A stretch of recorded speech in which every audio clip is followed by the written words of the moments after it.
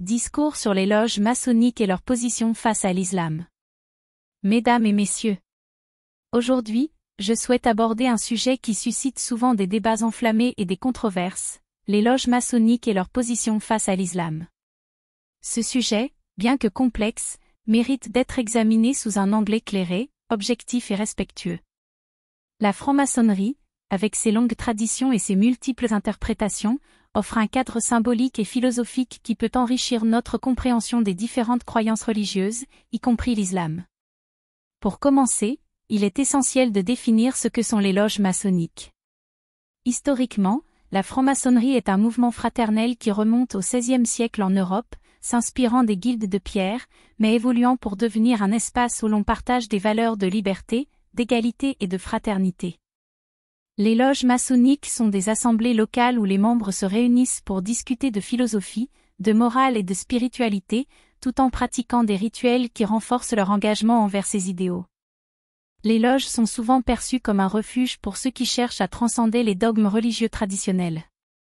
Cette quête d'une vérité universelle les pousse à explorer différentes traditions religieuses, y compris l'islam. La franc-maçonnerie proclame le respect des croyances de chacun et encourage ses membres à rechercher la connaissance par le dialogue et l'étude. Cependant, la relation entre la franc-maçonnerie et les religions, y compris l'islam, n'est pas toujours simple.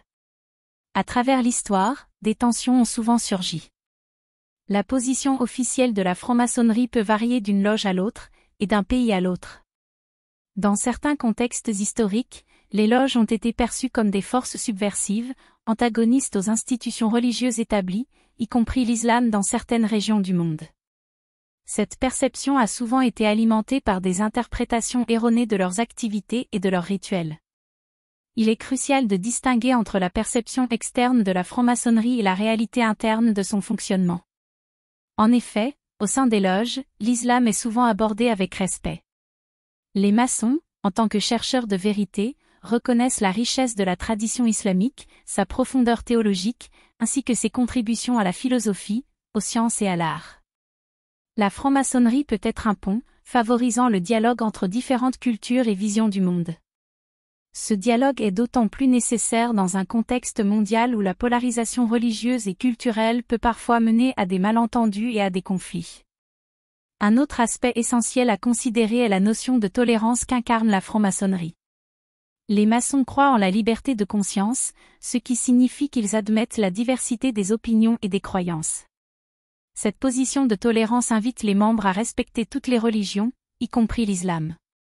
Pour beaucoup de maçons, la spiritualité se manifeste sous différentes formes, et reconnaître la valeur d'une tradition religieuse, quelle qu'elle soit, fait partie intégrante de leur engagement envers l'humanité.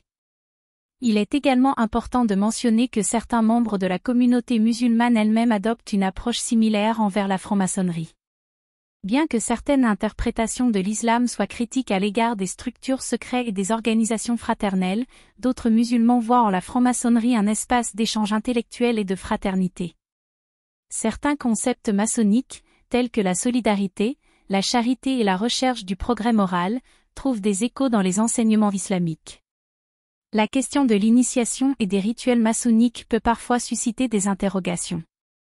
Pourtant, il est fondamental de comprendre que ces rituels sont avant tout symboliques et visent à favoriser une transformation personnelle, une élévation spirituelle. Cela peut trouver un écho dans les diverses pratiques spirituelles que l'on trouve au sein de l'islam, qui encouragent le développement personnel et l'éthique. Il serait également judicieux d'aborder la question des préjugés et des idées fausses qui entourent ces deux entités. Certaines thèses complotistes lient la franc-maçonnerie à des agendas cachés, tout en stigmatisant l'islam par une vision monolithique et simpliste. En réalité, il convient de lutter contre ces préjugés par un dialogue ouvert et respectueux. La peur de l'inconnu et l'ignorance sont souvent à l'origine des tensions interreligieuses. Éduquer et sensibiliser sur l'histoire et les valeurs de la franc-maçonnerie et de l'islam peut contribuer à dissiper les malentendus et à promouvoir une coexistence pacifique. Pour conclure, il est évident que la relation entre les loges maçonniques et l'islam est un sujet nuancé et complexe. Il existe des divergences, des tensions, mais également de nombreuses concordances et des opportunités de dialogue. La franc-maçonnerie, en tant que mouvement qui prône la liberté, l'égalité et la fraternité, peut être un espace propice à la rencontre et à l'échange entre différentes traditions spirituelles. Alors que nous avançons dans un monde de plus en plus interconnecté, il appartient à chacun d'entre nous de favoriser la compréhension mutuelle et le respect. Loin des idéologies fermées et des préjugés, nous devons œuvrer ensemble dans la poursuite de la vérité, de la justice et de la paix. C'est dans cet esprit que je vous invite à réfléchir, à questionner, mais surtout à dialoguer.